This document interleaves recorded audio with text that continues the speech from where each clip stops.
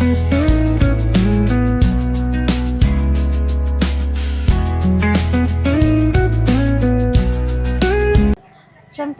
ಸ್ವಾಮಿ ದೇವಸ್ಥಾನಕ್ಕೆ ಬಂದಿದ್ದೀವಿ ಡೈರೆಕ್ಟಾಗಿ.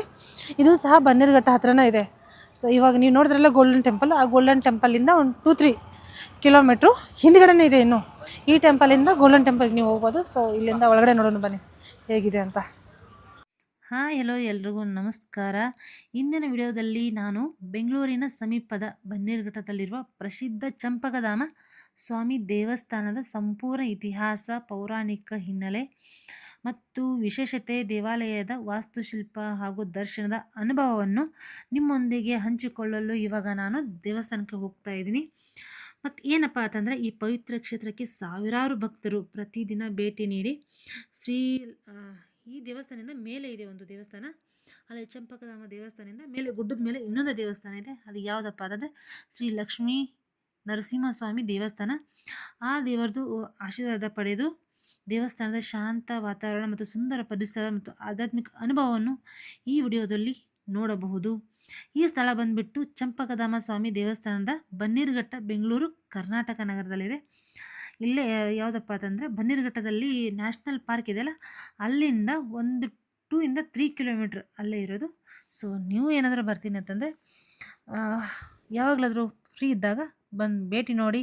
ಅದರೊಂದು ವಿಶೇಷ ನೋಡಿ, ಇಲ್ಲಿ ನಮಗೆ ಸ್ವಾಗತ ಮಾಡೋಕ್ಕೆ ಎಲ್ಲ ಕಡೆ ಆನೆಗಳು ಕೋರಿದ್ರೆ, ಇಲ್ಲಿ ನೋಡಿ 1-2 ನಿಮಿಷ ನೋಡಿ, ಇಲ್ಲಿಗೋಸ್ಕರ ನಾಯಿ ಕಾಯ್ತಾ ಇದೆ.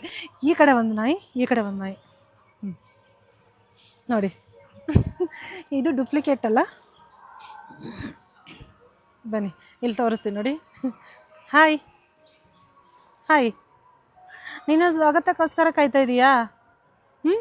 ನೋಡಿ, ಇದು ನಮ್ಮ ಸ್ವಾಗತಕ್ಕೋಸ್ಕರ ಕಾಯ್ತಾ ಇರೋದು. ಇನ್ನೊಂದೇನಪ್ಪ ಅಂತಂದರೆ ಇಲ್ಲಿ ನೋಡಿ, ಇದು ಮಂಕ ಇಲ್ಲಿ ನಮ್ಮ ಸ್ವಾಗತಕ್ಕೋಸ್ಕರ ಇಲ್ಲಿ ಕಾಯ್ತಾ ಇದೆ. ಇದು ಒಂದು ಹೌದಲ್ವಾ? ಫೋನ್ ಕಸ್ಕೊಂಡು ಹೋಗಲ್ವಾ? ಇದು ಏನೂ ಮಾಡಲ್ವಾ? ಹೌದಾ? ನಮ್ಮ ಸ್ವಾಗತ ಹೆಂಗೆ ಕೋರ್ತಾ ಇದ್ದಾರಂತ. ಆನೆ ಮೇಲೆ ಕುಂತು ಮಂಕ ನಮಗೆ ಸ್ವಾಗತ ಕೋರ್ತಾ ಇದೆ. ಹಾಯ್ ನಡೆ ನೀನು ಅಂತದ್ದು, ಅದು ಸ್ವಾಗತ ಕೋರೋದಲ್ಲ. ಹೊರಗಡೆ ಎಂಟ್ರೆನ್ಸಿಂದ ಒಳಗಡೆ ಬಂದರೆ ಈ ಥರ ಇದೆ.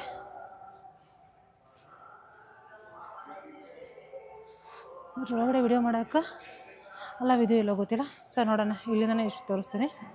ಬನ್ನಿ ಒಳಗಡೆ ಹೋದ್ಮೇಲೆ ಅಲಾವಿದ್ರೆ ಹೇಳ್ತೀನಿ. ಈ ದೇವಸ್ಥಾನಕ್ಕೆ ಸುಮಾರು 800ರಿಂದ 1000 ವರ್ಷಗಳ ಇತಿಹಾಸವಿದೆ ಎಂದು ಹೇಳ್ಬೋದು. ಅನೇಕ ರಾಜವಂಶದ ಆಶ್ರಯದಲ್ಲಿ ಈ ದೇವಾಲಯವು ಅಭಿವೃದ್ಧಿಗೊಂಡಿದೆ ಅಂತೆ.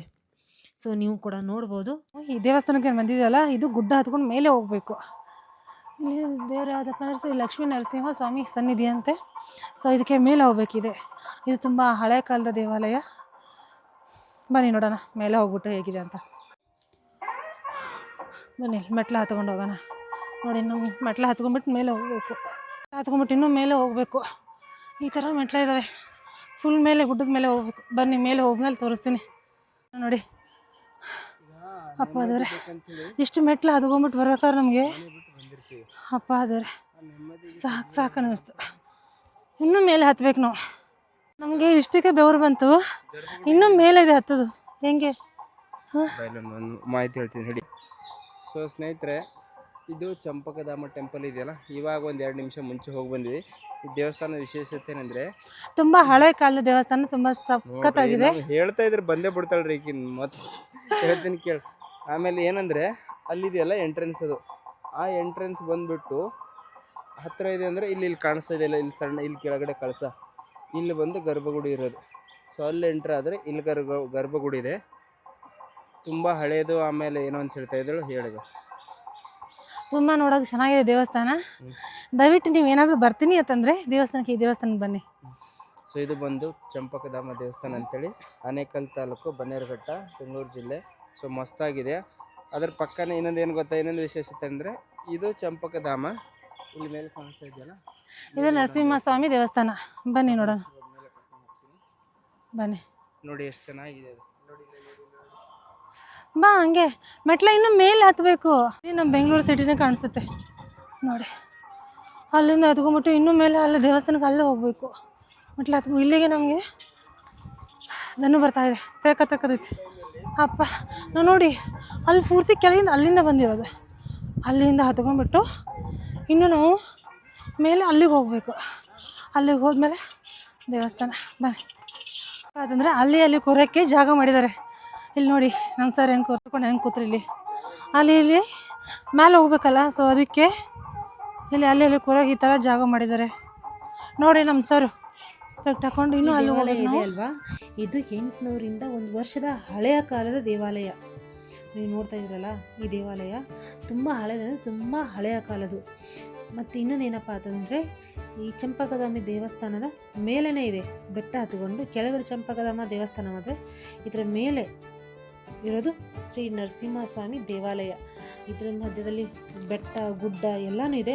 ಸ್ವಲ್ಪ ಗುಡ್ಡ ಹತ್ಕೊಂಡ್ಬಿಟ್ಟು ಮೇಲೆ ಹೋದರೆ ಈ ದೇವಸ್ಥಾನ ನೋಡಲು ತುಂಬ ಆಕರ್ಷಣೀಯವಾಗಿದೆ.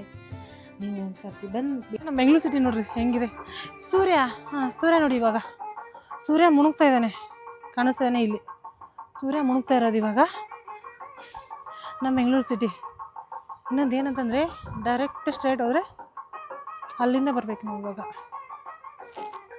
ಬನ್ನಿ ನೋಡೋಣ ಹೇಗಿದೆ ಅಂತ. ಯಪ್ಪ ಮೇಲೆ ಹತ್ತ ಸಖತ್ತಾಗಿದೆ ಒಂಥರ. ನಾನು ನಿಜವಾಗ್ಲೂ ಹೇಳ್ತಾ ಇದ್ದೀನಿ, ಸುಳ್ಳು ಹೇಳ್ತಾ ಇಲ್ಲ.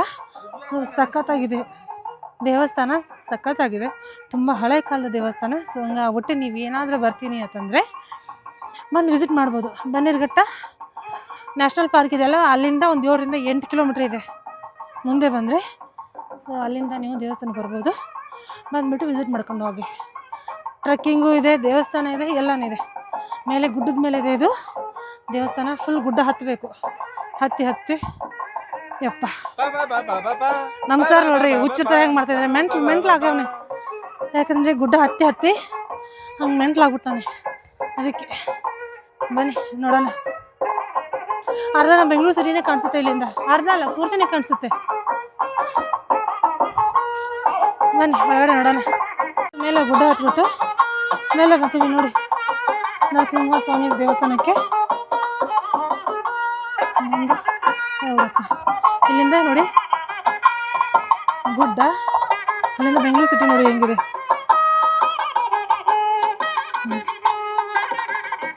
ನೋಡ್ತಾ ಇದ್ರಲ್ಲ, ಇಡೀ ಬೆಂಗಳೂರು ಸಿಟಿನೇ ಕಾಣಿಸುತ್ತೆ ಇಲ್ಲಿಂದ. ಇದು ಫುಲ್ ಬನ್ನೇರುಘಟ್ಟ.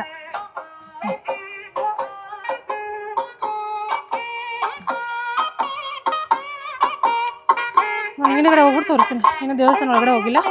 ಬನ್ನಿ ಒಳಗಡೆ ಹೋಗೋಣ. ಒಳಗಡೆ ಹೋದ್ಮೇಲೆ ದೇವಸ್ಥಾನ ಹೆಂಗಿದೆ ಅಂತ ತೋರಿಸ್ತೀನಿ. ಐ ಥಿಂಕ್ ಒಳಗಡೆ ಕ್ಯಾಮ್ರಾ ಅಲವಿಲ್ಲ ಅಂತೆ, ನೋಡೋಣ ಆದಷ್ಟು ತೋರಿಸ್ತೀನಿ ನಿಮಗೆ. ಇಲ್ಲಿ ಸಂಪೂರ್ಣವಾಗಿ ನಿಷೇಧಿಸಲ್ಲ ಇದಾಗಿದೆ ಅಂತ ಹಾಕಿದ್ದಾರೆ. ಸೊ ಇಲ್ಲಿ ತನಕ ಮಾತ್ರ ಅಲವು.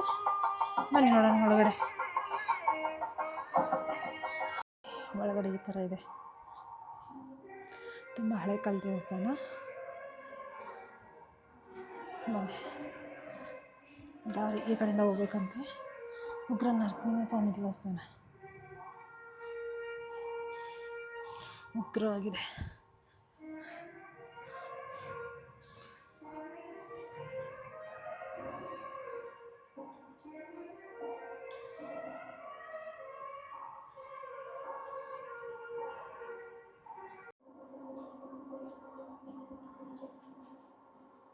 ನೋಡಿ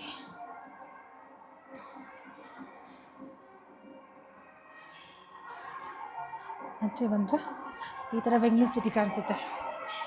ನೀವು ನೋಡ್ಬೋದು. ಓಂ ನಮಃ ಶಿವಾಯ.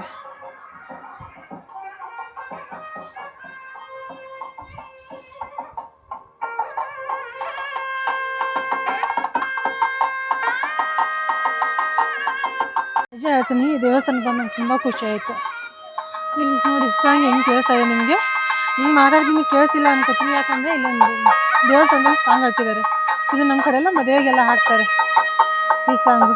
ಸೊ ಆ ಕಾರಣಕ್ಕೆ ಏನಪ್ಪ ಅಂತಂದರೆ ನಿಜ ಹೇಳ್ತಾ ಇದ್ದೀನಿ, ಪ್ರಾಮಿಸ್ ದೇವಸ್ಥಾನ ತುಂಬ ಸಖತ್ತಾಗಿದೆ, ತುಂಬ ಇಷ್ಟ ಆಯಿತು. ನೀವು ಏನಾದರೂ ಬರ್ತೀನಿ ಅಂತಂದರೆ ಇಲ್ಲೇ ಬನ್ನೇರುಘಟ್ಟ ಹತ್ರ ಇದೆ, ಬಂದು ನೋಡ್ಕೊಂಡು ಹೋಗ್ಬೋದು. ತುಂಬ ಸಖತ್ತಂದರೆ ತುಂಬ ಸಖತ್ತಾಗಿದೆ. ಸೊ ಆ ಕಾರಣಕ್ಕೆ ಇಲ್ಲಿ ಹಿಂದ್ಗಡೆ ನಿಮಗೆ ವ್ಯೂ ತೋರಿಸ್ತೀನಿ ಬೆಟ್ಟದ ಮೇಲಿಂದ. ಬನ್ನಿ ಹೋಗೋಣ ಈ ಕಡೆ. ನಿಮಗೆ ಬ್ಯಾಕ್ ಸೈಡದು ವ್ಯೂ ತೋರಿಸ್ತೀನಿ. ಇನ್ನೊಂದು ಏನಂತಂದರೆ ಇವಾಗ ಸೂರ್ಯ ಮುಳುಗ್ತಾ ಇದ್ದಾನಲ್ಲ, ಯಾವ ಥರ ಇದೆ ನೋಡಿ. ಇಲ್ಲಿ ನಿಮ್ಗೆ ತೋರಿಸ್ತೀನಿ ಇದು ಬೆಟ್ಟದ ಮೇಲೆ.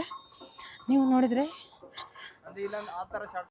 ನೋಡಿ ಇಲ್ಲಿ ಸೂರ್ಯ ಮುಳುಗುತ್ತಿರೋ ದೃಶ್ಯ. ಅಪ್ಪ ಅಲ್ಲಿ ದೃಶ್ಯ ನೋಡಲೇ